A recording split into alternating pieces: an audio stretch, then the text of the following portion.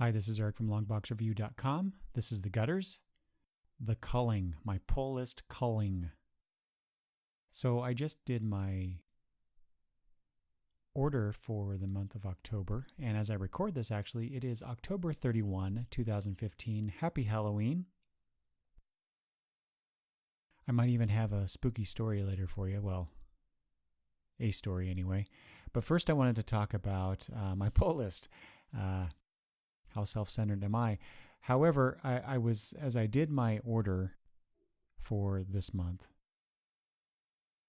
I added a bunch of new things, as I always do, seems like. And the list on the website, there's a lot of things I have on there. I have everything listed in alphabetical order, with a few notes beside some things, but I just noticed that the list was growing longer and longer, and my payments are getting larger and larger to some degree. It depends on the month, but I thought, you know what? What if I had to pare down the list some? I spend, I think, a big chunk of change on the comics that I get every month. And I thought, well, what if I had to limit the amount that I had to spend more than I already do? How would I go about choosing the series that I buy? And what would the list end up being when I did that? So I started off, as I always do, making a list, checking it twice. Wrong holiday, I know. But as of the end of October, as I said, it's October 31 as I record this, I have 75 items listed on my pull list. And I divided those up basically into three categories. I have ongoing series, so titles that are open-ended, as it were, as far as I know anyway. And then I have a limited series / I'm dropping titles / titles are ending category. So they're all limited in that sense. And then there's a much smaller list of items that are comics that I have put on, or that I've pre-ordered, put on my list, but I haven't yet read them. They're that new. So I think a lot of these are actually books that I've ordered in October for later in the year to come out. And so if you don't like number stuff, maybe you want to skip this. Plus, it's just my list, right? I don't know what you're collecting, but I thought it'd be a fun exercise to do in between the Danger Club discussions that I'm having currently in the show feed. So let's talk just real quick about the not yet read ones. I have 12 items on this list, and when I finally went through all of the numbers here, it was interesting to note how many titles that I was getting from the various publishers. And so out of the 75 things I have listed on my pull list, the not yet read 12 item list, so there are 4 DC and 4 Marvel. Now, 3 of those DC titles are actually Vertigo titles, and the 4 Marvel titles are all new titles, all new number ones that are coming out, including Avengers. Let's see here. Squadron Supreme, I'm going to try out. Ultimates, and the Vision series by Tom Taylor, I think. The guy who does Grayson. It's amazing how I can remember things that I've read 30 plus years ago in comics, and yet I can't remember the current writer or co-writer of the Grayson title, who's also doing Vision. Anyway, I'll skip right past that. And then I have 4 more items on this list that are one each from each of the various publishers. So Action Labs, I'm going to try the Actionverse. Dark Horse. Well, that's the Black Hammer series. It's kind of on hiatus, I guess. They announced it back in March or April of 2015.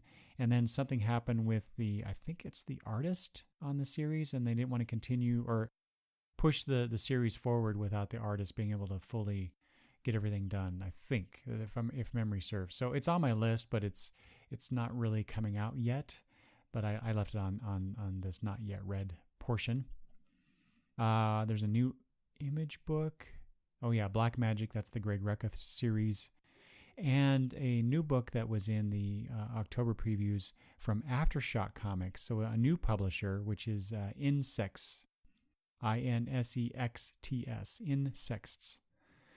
That looked really interesting. The art did anyway, so I decided to give that a try. So those are the things that I have on my pull list, but I haven't yet read anything of these.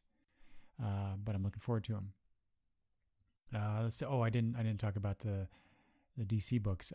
So there's one DC book that I'm trying, the Harley's Little Black Book series, I guess. I think maybe it's a bi-monthly series. I don't remember, but I thought I'd give that a shot anyway, just to see what the big deal is with the Harley comics that have been coming out in the last year or so. And then the 3 Vertigo series, Red Thorn, Lucifer, of course, since I'm a big Lucifer fan, and Clean Room, which I currently have. It arrived, but I haven't read it yet at the time of this recording. The larger list here is the limited series or /dropping/ending. So it's limited. They're limited series in a couple different senses. And there are 35 items on this list. Now, I'm not going to go through all these, other than to say that I have. Let's run through the numbers here. So I have. By far, the largest number here is from DC. 13 titles, 4 of which are Vertigo. Next, down from that, a big drop is, or about half of those are Image books. And then there are 4 Marvel, 3 each from Dark Horse and Boom Studios. So there was a bunch of things from Boom that I was getting. And then I believe, so then it's 1 each from Archie, which is the new Archie series. 1 Valiant title that's ending. The Lady Mechanica series from Joe Benitez. The SIP Kids series, which I heard was basically done after this year. So I just put it in that list. 1 Action Lab series, that's the Venture comic, I believe. And 1 Oni, which is basically the end of Six Gun if it ever comes back. Anxiously awaiting that. But there's some good things on here, many of which are not yet reds as well, but I decided to put them in this list since they are limited series. For example, there's the new Sheriff of Babylon 8-issue limited series, or Superman American Alien, or the new Boom Studios series, limited series Venus that I'm really interested in, along with a few that have already started, such as Twilight Children, which, by the way, I read that first issue and wow, that was a lot of fun and gorgeous art to look at too. The new Titans Hunt, some things that are ending like Secret Wars. Or the Secret Wars tie-ins that I got, which was Squadron Sinister and Thor's. Thor's was a lot of fun. What else? Nameless is coming to an end. Midnight Society from Dark Horse is coming to an end. I included on here, Fade Out and Ivor. Time Walker ends with number 12. But I also included on here Nowhere Men, which the season 2 series has been announced, but I don't think it's been solicited yet. Maybe in next month's previews, if I remember correctly. I don't know. And a bunch of series that were or currently on my quote-unquote ongoing list, but I put them on there because I knew going into these that I would not be sticking with them, such as Detective Comics. I jumped on because Peter Tomasi is writing it, but it features Commissioner Gordon, or former Commissioner Gordon, James Gordon anyway, in that bat mechanical suit. and dealing with the Justice League in the first part of the story. So I thought I'd try that out, but I knew that I probably wouldn't be sticking with it. What else? Oh, Cyborg. But I knew going into that I probably would only get it for the first story arc, just because it's not really grabbing me. Let's see what else here. That's pretty much it, I think. I did include on here the Miracle Man hardcovers that Marvel has been putting out, because that's just a reprint of a series that has already ended, but I wanted to get all the hardcovers that they were putting out. I have all the main run Miracle Man issues finally. After all these years, I finally got the last issue within the last 3 or 4 months. I think I bought that off eBay. But I still wanted to get all the Miracle Man hardcovers, so I put that on this list. And then finally, I have so that was 35 titles, and then finally I have 28 titles that I listed on my ongoing portion of this list. And so I'm going to take those 28 and whittle those down to 10. If I had to bring it down to 10 titles, and maybe 2 more for an even 12, an even dozen.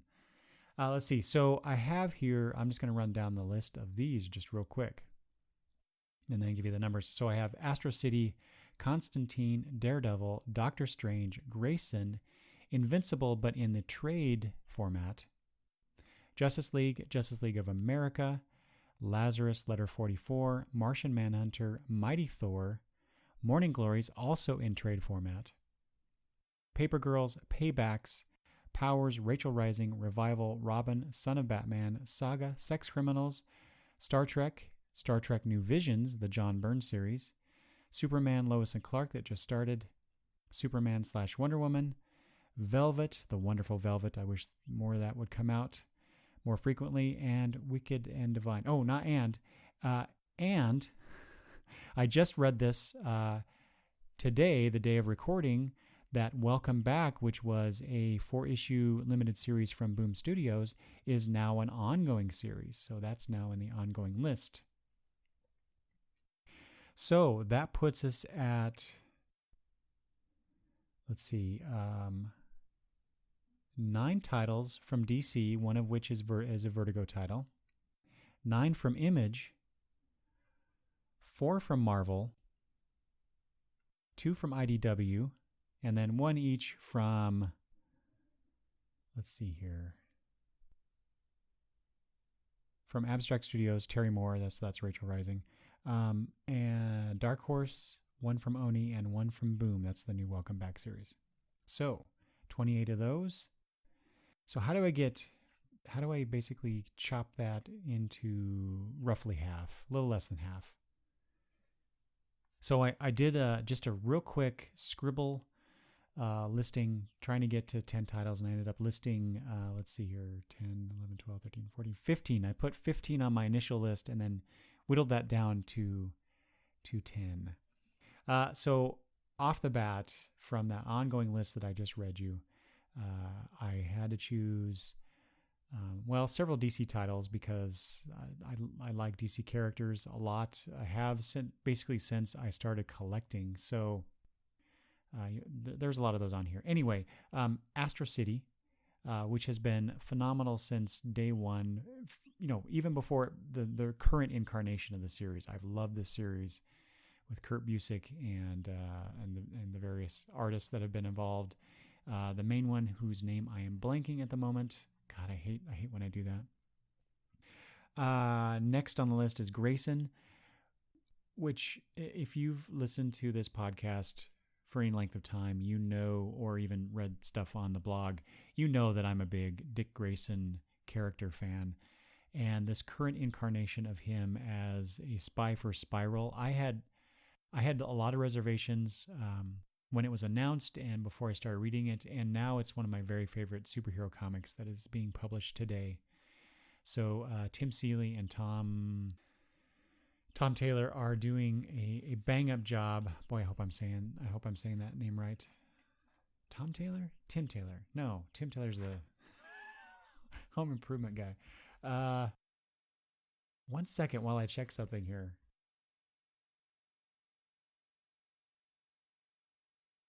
Ugh, okay. God, boy, my memory sucks, guys. I'm sorry. It's Tom King, and you all knew that, right? You were all screaming at me through your speakers or your headphones or whatever. Yeah, Tom King. Sorry, Tom. And of course, Michael Janin doing the art on here has just been phenomenal. And was it Greg Cox? Am I right? Jeremy Cox, man. You know what? I should just stop naming names and just talk about titles, because otherwise I'll be doing this all night. Anyway, so back to the list. Wow. I put Invincible on here, but I knew that one was that one is definitely there's an asterisk next to that title. I'll come back to that probably. Justice League, but that also has an asterisk. In the form of, as long as Jeff Johns is writing it, I'll stick with it, because I've enjoyed what he's done for the most part on that series. There's a few Image books now: Lazarus, Saga, Velvet. So those are my main three Image comics. I did have on here another Image comic book, Revival. That was in my initial top 10. But then as I scribbled more titles on here, I replaced that one. Probably because I think the story is starting to wind down a bit, and it's probably going to be ending soon. Whereas I see Lazarus, Saga, and Velvet, those could continue much longer going forward than where they're at currently. And I just love them. I love the characters involved. They're just really strong books, both from the story standpoint and the visual standpoint. So great stuff. Rachel Rising is also on this list. As long as Terry Moore continues to put that book out, I will continue to buy it. And I had on here Robin, Son of Batman, because it's just a lot of fun. It's a hoot, as I like to say. Patrick Gleason has been surprisingly good at the story that we're getting, along with him continuing with his very strong visual sense that we got before under the title Batman and Robin. And then my runners up, I guess. Let's see here: Morning Glories, that trade collection, Powers. Letter 44 from Oni by Charles Soule, and I don't remember the artist, man. I suck at this. But that's been a surprisingly strong series for me. I fully expected to drop that series a long time ago, but each and every month it continues to entertain and surprise me. So it was on the longer list. Star Trek, the ongoing series, has been, just like Letter 44, surprisingly good, surprisingly strong for being, especially for being a multimedia title, a media title, a media tie-in title. But it's Star Trek. It's my first fandom, one of my first loves, as far as popular culture item goes, and that may replace one of these other titles up here. And the title that I thought of that I haven't read yet, it's actually a new title that's coming out from Marvel, which is Mighty Thor, but it's under the same creative team that we've gotten before from a Thor series. Jason Aaron, Russell Dodderman on there, and I don't remember the other artists involved, but I know going in, even before I get the series, I know I'm going to get a great series. So that is actually replacing Revival for me on this list. And then as I looked at this list again right before recording, I decided that I would possibly replace Invincible with Star Trek. If I was really pressed to, if I knew that Invincible was ending, or I knew that my interest in Invincible was ending, and I think I'm at that point. But I've been thinking I've been at that point for the last one, if not two trades, and I continue to get it. I did drop, in a similar situation, I did drop The Walking Dead because I was getting that in trade form. and enjoying that up until volume 21. I got volume 22, and then I decided that was it. But I knew going out of volume 21 that I was pretty much done with that series. But Invincible is currently have Invincible up to volume 21, and there's been a change in direction with the characters and the status quo, and so I'm intrigued what's going to happen going forward.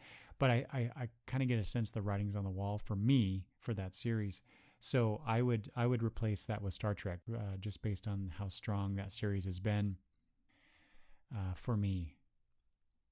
So given that, so if let's see, if I had to choose out of the three other remaining in my alternates here, Morning Glories, Powers, Letter 44, to replace Justice League, if Jeff Johns ever left that title, I mean, it depends on who came onto it, right? But I think for me personally, I know a lot of people don't like Johns' work on that title, let alone his work in general, but I like his work. And so if he left and the other person who was coming on wasn't as strong for me for those characters, then I would probably drop it in favor of, what would I choose here? Like I said, Letter 44 has been really strong and surprising. Powers has been one of my favorite comics for a very long time, but it's getting a little long in the tooth, and it's a bit repetitive these days in terms of where the characters are going and what they're going through. So I still love it. I still love to read it. It's just, I'm not really that excited about it. So I guess I'll have to go with Morning Glories, because that is a really interesting series, and to read it in trade, I don't know how I'm keeping up with it, quite frankly, because I read a trade, I'm like, what is going on here? Did I miss something from the last trade that I read, or is it just the time travel bits to the story that where we jump forward and jump back, and we're in the present, and now we're in the past again, and it's just very, very strange. But I'm loving it, and I probably would continue with that one if Johns left Justice League. Okay, so that's what I got here. Astro City, Grayson, Invincible, Justice League, Lazarus Saga, Velvet, Rachel Rising, Mighty Thor, and Robin, Son of Batman, with a couple alternates, Star Trek replacing Invincible, and Morning Glories replacing Justice League, in that order. So that would significantly cut down the cost that I spend on comics every month. But while an interesting intellectual exercise, going from 75 titles down to 10, boy, that would be boring, wouldn't it? Not being able to read all those comics. So what does that get me? That gets me 1, 2, 3, 4 DC titles, which includes 1 Vertigo title.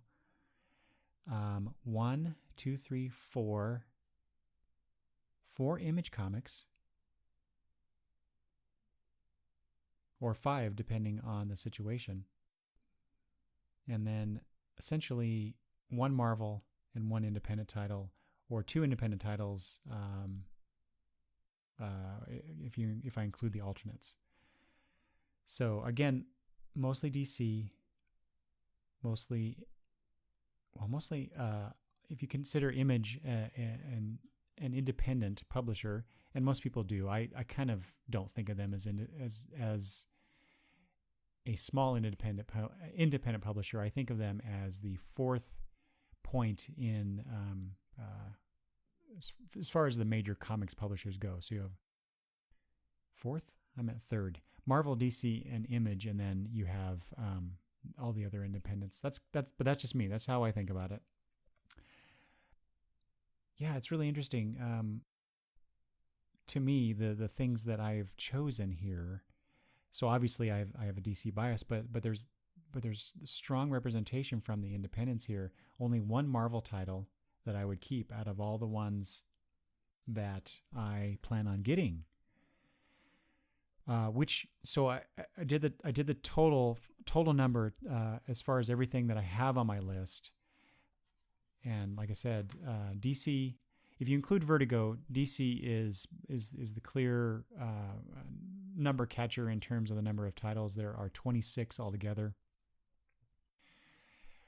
Image is next with 16, and then Marvel with 12, and then we get all the rest of the 75 are made up by the other independent publishers on the list. So my cold list is definitely DC and Image heavy. So I'm not trying to make any kind of comments about Marvel or any other publishers. It's just that's how it worked out. Those are the titles that I'm enjoying the most right now that are on my pull list. So what is on your pull list? What if you had to go through this exercise, what would you end up with? How many titles are you collecting in general that are on your pull list, and how many could you get it down to? Let's see, if you have what in other words, what would your top 10 be? And you could always let me know the answers to those questions by emailing me at longboxreview@gmail.com or contacting me on Twitter at longboxreview, or you can leave comments at the blog longboxreview.com. And I mentioned that I might tell a spooky story. I don't know if it's really spooky, and it's kind of it was spooky to me when it happened to me. So this is a personal experience in honor of Halloween. This happened many, many years ago where I was, I want to say 9 or 10-ish. And my family always was in the habit of leaving our bedroom doors open for some reason. I don't know why, we just did.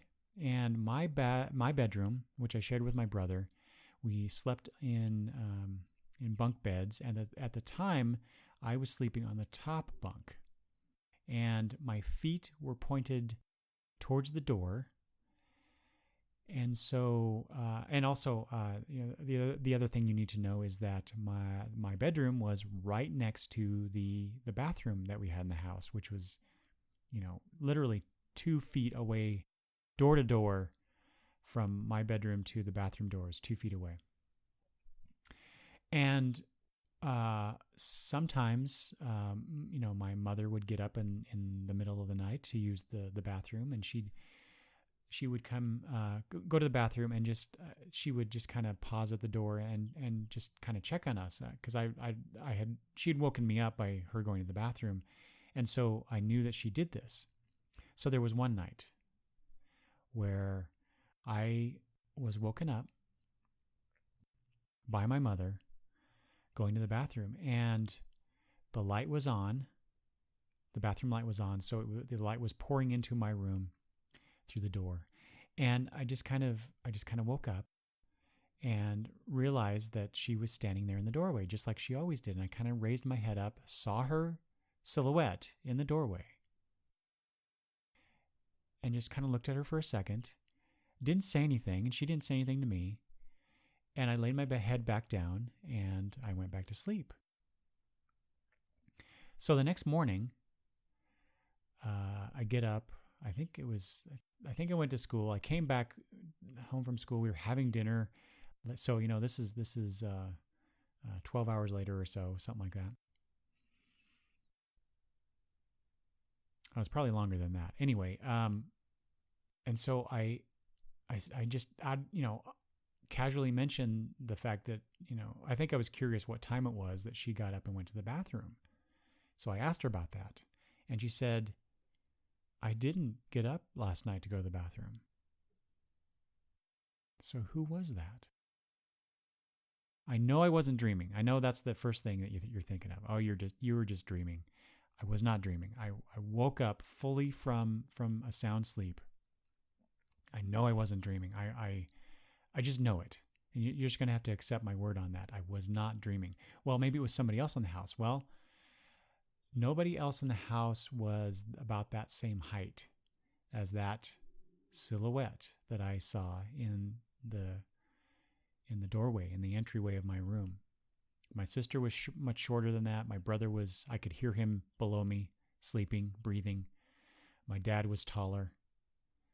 So who the hell was that? So either my mom was lying, playing a trick on me, and I don't think so, or there was a presence in my room.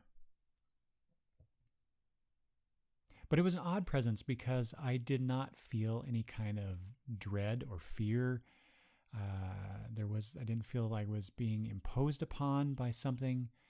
It was not an eerie, it was an eerie experience after the fact, but at the time it wasn't. It was just this thing that happened.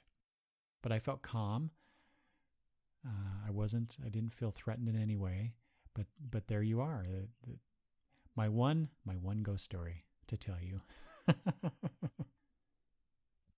If you have any stories like that, please let me know. I already told you where you can reach me. I hope you enjoyed this look at my pull list and maybe a few stories along the way. Anyway, thanks for listening, everybody. Bye-bye.